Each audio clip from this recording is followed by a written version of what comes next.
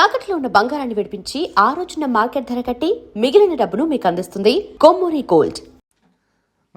సీమశాస్త్రి, సీమటపాకాయి అల్లరి నరేష్ గారి కెరీర్లో అప్పటి వరకు ఉన్న బిగ్గెస్ట్ హిట్స్.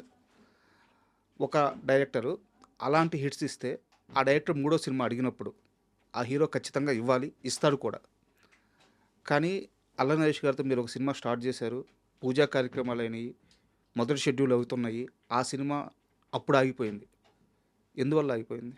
కథ మొత్తం కథ రెడీ అయిపోయింది. షెడ్యూల్ స్టార్ట్ అవ్వలేదు. పూజ కూడా అవ్వలేదు. సినిమా ఆగిపోవడం నరేష్ బిజీగా ఉన్నాడు అప్పుడు. బడ్జెట్ విషయంలో కొంచెం తేడా వచ్చింది నాకు, ప్రొడ్యూసర్కి, నరేష్కి. పెద్ద కథ రాసా యాక్చువల్గా. పెద్ద కథ అంటే నా సినిమాలో మ్యాక్సిమం క్యాస్టింగ్ ఎక్కువగా ఉంటుంది. కామెడియన్స్ కానీ వీళ్ళు కానీ బాగా ఎక్కువగా పెడతాను. ప్యాడింగ్ వీక్ అంటే ఒక చిన్న చిన్న ఆర్టిస్టులతో ఈ చిన్న క్యారెక్టర్ అయినా సరే ఒక రికగ్నైజ్డ్ ఆర్టిస్టు, పెద్ద ఆర్టిస్టుని పెడతా. అది కృష్ణారెడ్డి గారి దగ్గర నుంచి వచ్చిన అలవాటు అయ్యుండొచ్చు నాకు. మేబీ ఆయన చాలా ఆయన సినిమాల్లో కొత్త వాళ్ళు అన్నది చాలా తక్కువగా కనిపిస్తుంటారు. మ్యాక్సిమం స్టార్స్ ఉంటారు ఏ క్యారెక్టర్కైనా సరే.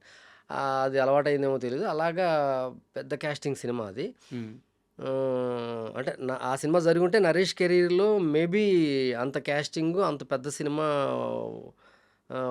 అప్పటిదాకా లేదు. ఒకవేళ ఇప్పటిదాకా కూడా నాకు తెలిసి లేదు. ఓకే, అంత పెద్ద సినిమా ఉండేది అది. క్లైమాక్స్ ఒక క్లైమాక్స్ రాశా, అక్కడ వచ్చిన సమస్య. ఆ క్లైమాక్స్ ఏంటంటే ఈ క్యాస్టింగ్ మొత్తం ఒక ఫ్లైట్లో ఇరుక్కుపోతారు.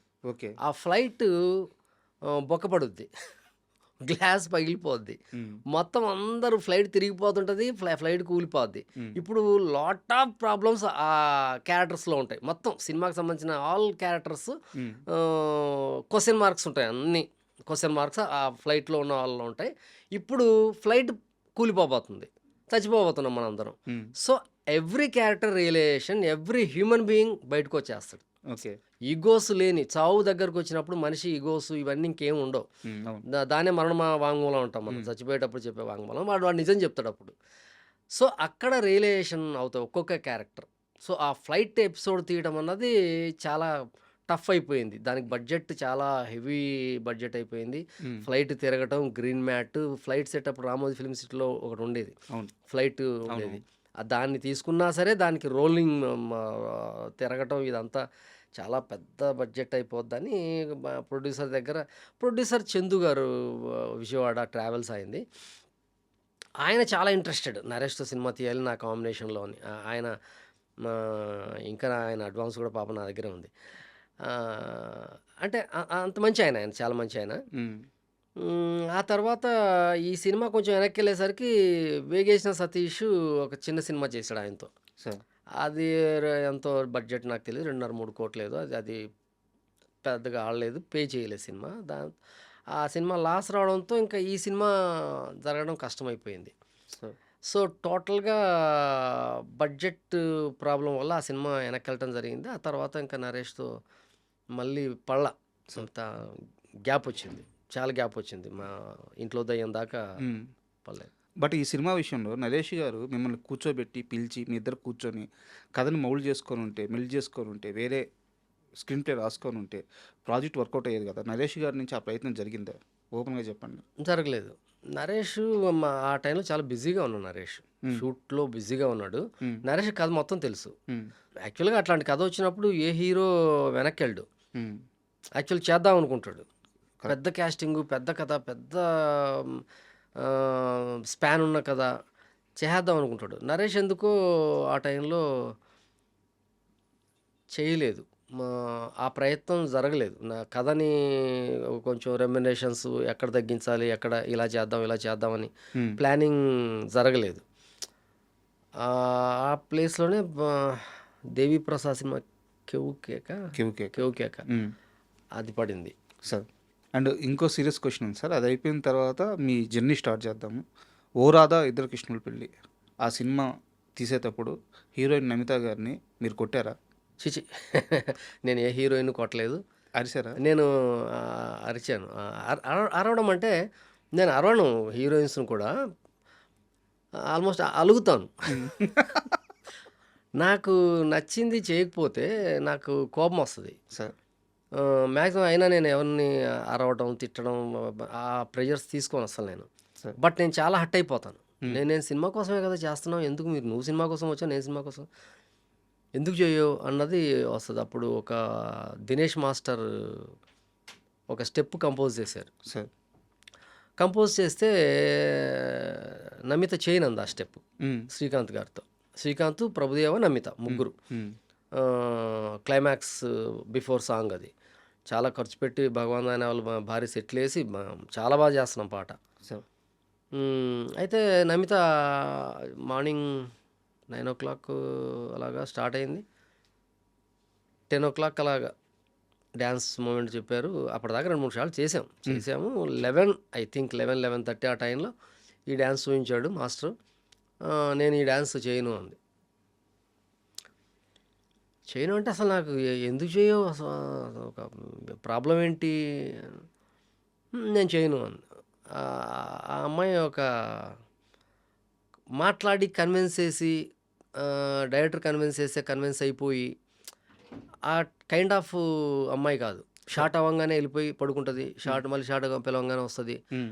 చాలా ఒక లేజీ హీరోయిన్ నేను చూసిన హీరోయిన్స్లో. సార్. అంటే ఒక అగ్రెసివ్నెస్ చెయ్యాలి, ఇరగదీయాలి, పర్ఫార్మెన్స్ చేయాలి. ఆ కైండ్ ఆఫ్ హీరోయిన్ కాదు నమిత. సార్. ఒక తక్కువ మాట్లాడుద్ది, ఎవరితో ఎక్కువ మాట్లాడదు. ఈవెన్ దో హీరోలు అయినా సరే, హీరోలు, డైరెక్టర్లు, ప్రొడ్యూసర్లు ఎవరితో ఒక వెరీ లెస్ టాకింగ్ గర్ల్ అమ్మాయి. సార్. తక్కువ మాట్లాడుద్ది, ఎక్కువ దూరంగా ఉంటుంది లొకేషన్లో. హ్మ్. షార్ట్కి వచ్చి చేసి వెళ్ళిపోతుంటుంది. అది చేయను అని అంది. తర్వాత ఎందుకు చేయవు, చేయాల్సిందే అన్న పద్ధతిలో నేను అడిగా. అమ్మాయిని అడిగితే అమ్మాయిని అడగల, మాస్టర్ ఎందుకు చేయదు, ఓకే. చేయాల్సిందే హ్మ్. అంటే ఆ అమ్మాయి అప్పుడు వచ్చింది. ఓకే. వచ్చి కూర్చొని ఒక రకంగా మాట్లాడింది. హ్మ్. మీరు నన్ను ఇబ్బంది పెడుతున్నారు, మీరు ఎందుకు ఇబ్బంది పెడుతున్నారో నాకు తెలుసు. ఎందుకు ఇబ్బంది పెడతాం, ఒక డ్యాన్స్ మూమెంట్ మాస్టర్ చెప్పాడు, ఆ డ్యాన్స్ ఏమని చెప్తున్నావు, ఇందులో ఇబ్బంది పెట్టడం ఏముంది, నాకు తెలుసు మీరు ఎందుకు ఇబ్బంది పెడుతున్నారు. నేను అసలు నాకు ఆ థాట్ ఉండదు మామూలుగా. ఏంటి తన వర్షన్ ఏంటి? తన వెర్షన్ అదే వేరే రకంగా దీనికోసం నన్ను ఇబ్బంది పెడుతున్నారు అనేసి డైరెక్ట్గా చెప్పింది ఆ అమ్మాయి. ఓకే. నేను అలా ఎందుకు ఇబ్బంది పెడతాను అని ఆ అమ్మాయి తాలూకు కపూర్ అని ఒక కుర్రాడు ఉండేవాడు అప్పుడు. ఆ అమ్మాయి బాయ్ ఫ్రెండ్ అని అనేవాళ్ళు, బట్ అది నిజమో కాదో మనకు తెలియదు. హ్మ్. అంటే బాయ్ ఫ్రెండ్ అంటే మీన్స్ ఫ్రెండ్ అయ్యి ఉండొచ్చు ఓకే. తనకి. హ్మ్. హ్మ్. అంటే ఫుల్ సినిమా తనే ఉండేవాడు, అన్ని డేట్లు, చాలా మంచి కుర్రాడు. హ్మ్. ఈ అమ్మాయి కూడా మంచిదే, ఈ అమ్మాయి చెడ్డదేం కాదు. అంటే మైండ్లో అలా ఆలోచిస్తుంది అనమాట అమ్మాయి. సినిమా ఫీల్డ్ అంటే డైరెక్టర్లు అందరు ఇలా ఉంటారు, హీరోలు అందరు ఇలా ఉంటారు ఏమో అన్న కంటెంట్తో ఉందేమో మైండ్లో. పైగా చాలా ఫస్ట్ మూవీ కదా! కాదు సీను వైట్ల సినిమా తర్వాత ఇది, అదే జెమినీ తర్వాత. చాలా ఎర్లీ మూవీ. Early movie. ఆ. జెమినీ వెంకటేష్ బాబు గారితో చేసింది. హ్మ్. ఆ సినిమా ఆడలేదు. తర్వాత ఇమ్మీడియట్ మూవీ ఇది. అవును. అవును. ఆ అమ్మాయిని చాలా నేను డిమాండ్ చేసి, అమ్మాయి చాలా బాగుంది, అమ్మాయి బాగుంటుంది అనేసి నేను పర్టికులర్గా అడిగి తెచ్చుకున్న హీరోయిన్ అమ్మాయి. సార్. వెళ్ళి కథ చెప్పి కపూర్కి చాలా బాగా నచ్చి అసలు ఈ కాన్సెప్ట్ చెప్పినప్పుడు అసలు ఆ కుర్రోడు, ఆ అమ్మాయితో ఉండే కుర్రోడు హ్మ్. చాలా ఇంప్రెస్ అయ్యాడు ఆ అబ్బాయి. ఆ అబ్బాయికి చాలా నాలెడ్జ్, సినిమా నాలెడ్జ్ అంతా. కాస్ట్యూమ్ డిజైన్ కానీ అన్నీ నేను సాంగ్ అంటే నేను ఎవ్రీథింగ్ కాస్ట్యూమ్ డిజైన్ దగ్గర నుంచి సెట్ దగ్గర నుంచి అన్నిట్లో ఉండేవాడిని. చెబితే నాకు ఆ అమ్మాయి అన్న మాట నాకు గట్టిగా తగిలింది. మీరు ఇంకో మనసులో ఒకటి పెట్టుకొని నువ్వు నన్ను ఇలాగ టార్చర్ చేస్తున్నావు అన్న మాట గట్టిగా తగిలింది. హ్మ్. షూటింగ్ ముందు బ్రేక్ చెప్పేసాం. 11:30కి బ్రేక్ అన్నది చెప్పం మామూలుగా. అంత పెద్ద సెట్టు, డాన్సర్సు, ప్రొడ్యూసరు కరెక్ట్. హట్ అవ్వచ్చు. హ్మ్. అయినా సరే బ్రేక్ చెప్పేసాం. బ్రేక్ చెప్పేసి